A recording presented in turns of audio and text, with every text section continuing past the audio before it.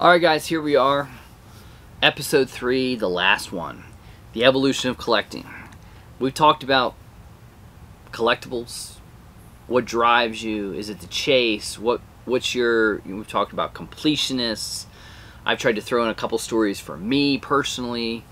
Hopefully you found some enjoyment out of it. Hopefully you've done some inner soul searching of what drives you. Maybe you're going to evolve now too. I don't know. But let's end it. Part 3, the evolution of collecting. What to do when you evolve, when you got to sell, when you get burned out. What do you do?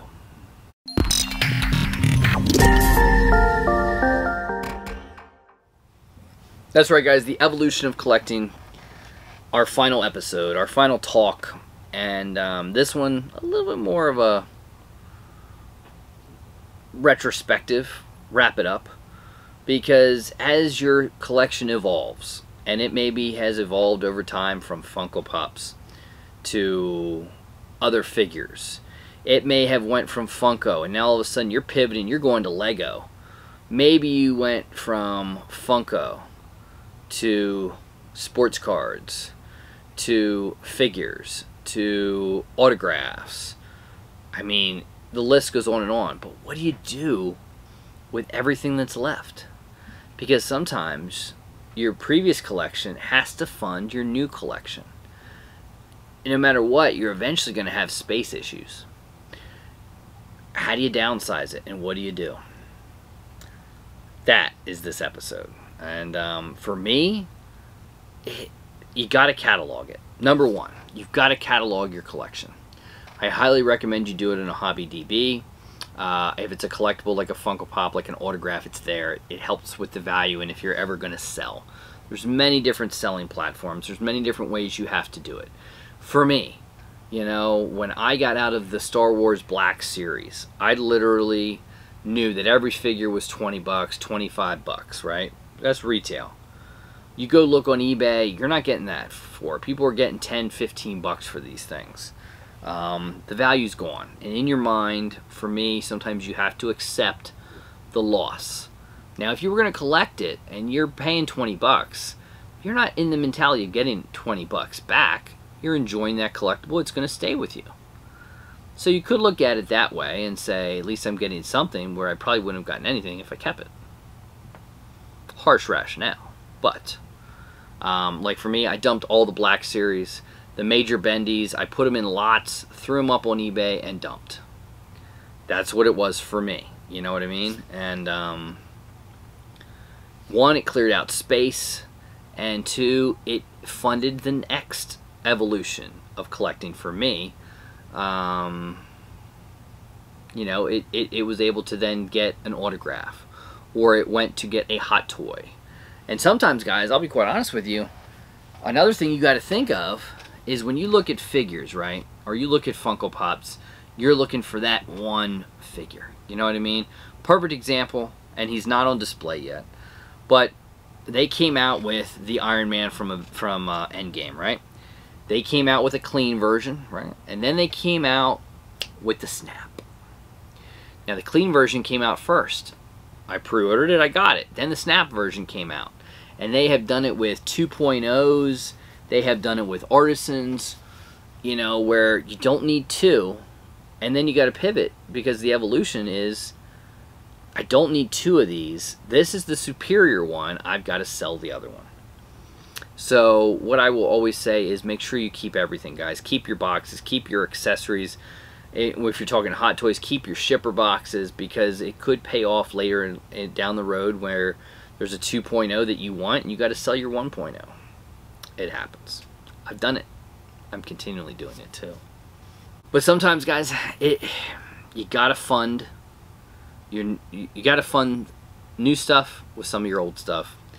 Your old collectibles to your new collectibles. And sometimes unfortunately, sometimes you're out of it. Sometimes you just get so burned out, upset for whatever reason it is, and you're just completely out. I mean, completely. You're like 100% you're done. And then why let it sit there? You know, Sometimes there's other reasons. There's family, there's emergencies, medical issues that you have to sell your collectibles. And like I said, keep track of them all, and go to the eBays, the Macaris, whatnot auctions, and do it. But sometimes try to have fun with it. You know, build your eBay item after item after item, and one item can then buy you another item. You know, the toughest thing is when it's over. It's like a marriage. You know what I mean? It's like, here is my 1,000 Funko Pops, and I don't want any of them anymore. I don't want to see any of them anymore. There's nothing I want to... But I ramble again. But in essence, guys, let your old collectibles fund your new collectibles. Let your collectibles fund your life if need be. But whatever you do, don't let them sit. You know. For me, you know, for me, I'm more into the dump mode, and this is what I mean by that is, I collect things that you guys don't see I collect. You know, I've collected Hot Toys longer than I've collected Funko Pops, but you guys have not noticed that. You haven't seen it, but it's true. I also collect wrestling figures. Now I go in and out on different ones, you know what I mean? And it's the same thing, it's the evolution. It's like, alright, now they have these Ultimate figures. I don't need the Elites. So, alright, so I take, you know, perfect example. Here's this Rock figure. He's in Ultimate form, right? Very similar to this Elite, but the Ultimate's the better one. You know, same thing like a 1.0, 2.0. So, I make sure the Ultimate comes in, I get it, I then look at him, you know what, I'm only keeping one. I take the Elite, I make sure I keep a baggie and any kind of packaging I had, and goes up for sale, then funds the next figure. And then maybe you have another situation just like that, and the same thing works for Iron Mans. You know, as soon as the Snap Iron Man came, I don't need that same whatever suit, Mark 8 or whatever suit anymore. In a clean version, I sell it. Now, you hope you can get what you want out of your collectible, but always take into account you've got fees and everything like that. So what I would say is take your collectible, scan that barcode, go to eBay and go to listing sold. That's going to give you a good idea what that collectible is. And if you don't want to sell it for that, hold on to it for a little bit. You know, it pays. Or look at it like I do in some respects, like when I talked about the Black Series, is I paid 20 bucks for it. I never was going to necessarily sell it, so if I sell them for 10 to 15, I'm getting 10 or $15 that I might not have had.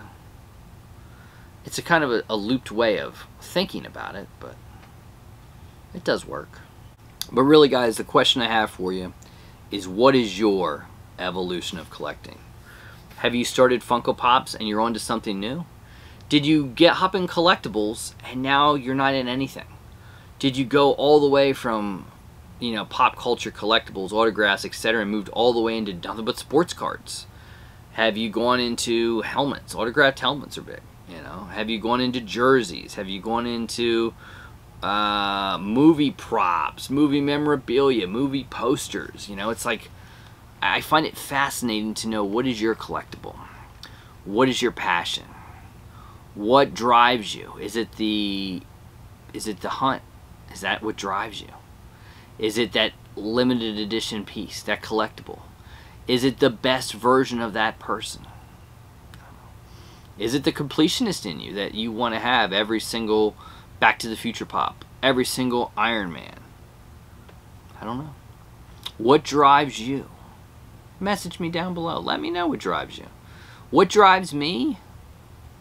Sometimes I find myself getting out of control and I don't realize it until you... And this is another thing I would highly recommend you do, is go through your collection once a year or once every 2 years. See what's there, you know. Keep track of everything on your Hobby DB. Your Hobby DB just doesn't do Funko Pops, guys. Your Hobby DB can honestly do anything and everything. It is a total collectible marketplace genre book of everything you got. And, you know, just keep track of it and love it and enjoy it. And that's what it's all about. But sometimes the evolution is one thing has to move to another thing, which then has to move to another thing. What is that thing for you? Hopefully you found some entertainment out of this 3-part series. Hopefully I didn't ramble too much. Hopefully you could learn something from it. Maybe I could help you, you know. Message me, comments, Instagram, whatever. I'd be glad to help. I've sort of run the gamut on everything, guys, from buying to selling to doing collections to evoluting, anything from Funko Pops all the way up to Hot Toys. You know, if I said how many Hot Toys I had, I'm probably into the 70 to 75 Hot Toys. When you can think about that one. You know, just saying. But anyway, hopefully this little video series, you enjoyed it. We'll probably do a lot of these kind of things. You know, and for those of you who love the mystery boxes, as is the evolution of collecting, so is the evolution of YouTube and this channel. I'm not going to say I'm not going to do mystery boxes anymore. I'm not saying I'm not going to do Funko anymore. But I don't know where we're going to go. Hopefully you'll want to take this ride with me. Thanks for joining me. I truly do appreciate it. Be well, be safe, Happy New Year, and I like the words of Robin Williams and say, Nanu Nanu.